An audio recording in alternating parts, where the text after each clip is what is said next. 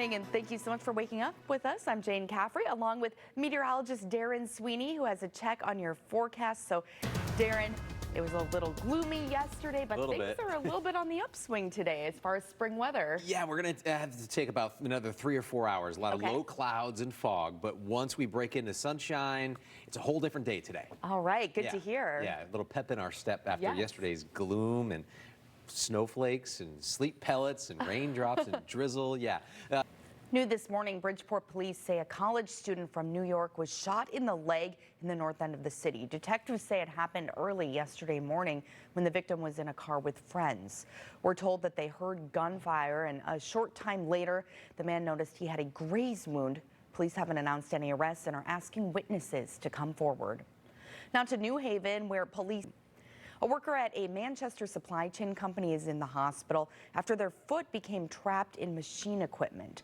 Police tell NBC Connecticut it happened at ADUSA on Tolland Turnpike yesterday afternoon. There's no word yet on how badly the 45-year-old worker was hurt. Well, the UConn men's basketball team advanced to the Final Four last night after beating Gonzaga in the West Regional Finals at T-Mobile Arena. Sports reporter Matt Finkel spoke with some of the players on the team. And while it was a successful day for the men, the women suffered an unfortunate loss to Ohio State. NBC Connecticut's Jolie Sherman joins us live from Stores with more on how fans are feeling. Coming up, Jane. Darren, thank you so much. Well, dozens of kids are training to become youth umpires. And thanks so much for waking up with us. I'm Jane Caffrey, along with meteorologist Darren Sweeney, who has a check on your Sunday forecast. So, Darren, a lot of people are probably ready to get outside after a dreary day yesterday. Yeah, yesterday was a good couch day. A good sports watching day, or just anything indoors kind of day. Today's the day to get outdoors and enjoy, but you're going to take another couple of hours to get the sunshine going and to get the clouds out of here. All right, but they're on their way out. On their way out, yep. Take a look at the... This morning, Guilford police are warning residents to watch their checks. They're seeing a rise in checks stolen right out of mailboxes. Authorities say there are some steps you can take to protect yourself. Volunteers at a West Hartford church are helping Ukraine. St. Maga. Meanwhile, for the first time since 2005, the UConn women will not be moving on to the Elite Eight after losing to the Ohio State Buckeyes Saturday in the Sweet 16. Sports reporter Gabrielle Lucevero spoke with the team as their season came to an end in Seattle.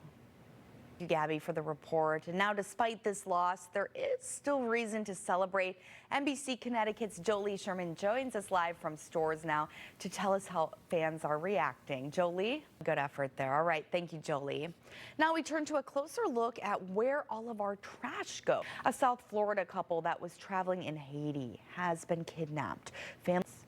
A group of divers in South Carolina have turned their hobby into a way of helping others. That's as they use their time in the water to recover items that people have lost. Over the years, Darren Sweeney, we just saw that pretty sunrise in Farmington. It's looking good out there. Yeah, the sun is rising, but we've got a lot of low-level moisture out there. So if you look closely at the bottom of that scene there, we've got a lot of fog at the surface. I believe it. So it's going to take some time to get that out of here, but I think a rapidly improving condition throughout the course of the morning. Good to hear. Which is good news compared to yesterday.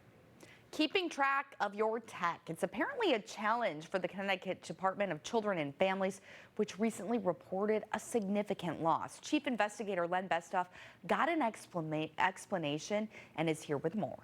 Morning, and thanks so much for waking up with us on this Sunday morning. I'm Jane Caffrey, along with meteorologist Darren Sweeney, who has a check of your forecast.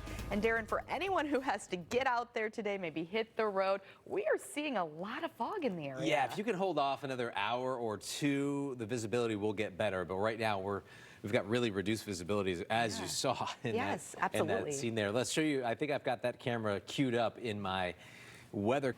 New this morning, Bridgeport police say a college student from New York was shot in the leg in the north end of the city. Detectives say it happened early yesterday morning when the victim was in a car with friends. We're told that they heard gunfire, and a short time later, the man noticed he had a graze wound. Police have not announced any arrests and are asking witnesses to come forward. A worker at a Manchester supply chain company is in the hospital after their foot became trapped in a machine. Police tell NBC Connecticut it happened at ADUSA on Tolland Turnpike yesterday afternoon. There is no word yet on how badly the 45-year-old worker was hurt. The UConn men's basketball team advanced to the Final Four last night after beating Gonzaga in the West Regional Finals at T-Mobile Arena. Sports reporter Matt Finkel spoke with the team about that big win. Successful day for the men, but the women suffered an unfortunate loss to Ohio State. NBC Connecticut's Jolie Sherman joins us live from Stores now. Jolie, you've been talking with fans a little bit about how they're feeling. Jane, back to you. Darren, thank you so much. Well, dozens of kids are training to become youth umpires. We're back now with the aftermath of deadly storms in the South. At least 26 people are dead after tornadoes ripped through Mississippi and Alabama. Some authoritative tech voices are sounding the alarm about artificial intelligence. They say the dangers of this advanced technology run deep. Your forecast, and Darren, we've been looking around the state.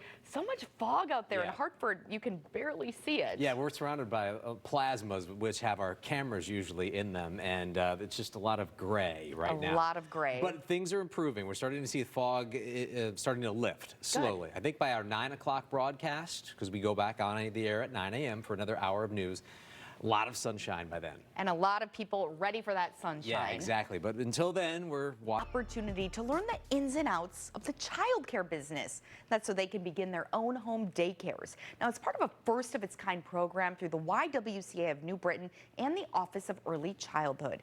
It's meant to empower women united around the goal of helping their communities with new education and opportunity. Here's Leslie Mays with this week's Connecticut in Color. That was Leslie Mays reporting 6 other communities around the state are set to run similar programs through the Office of Early Childhood. Well,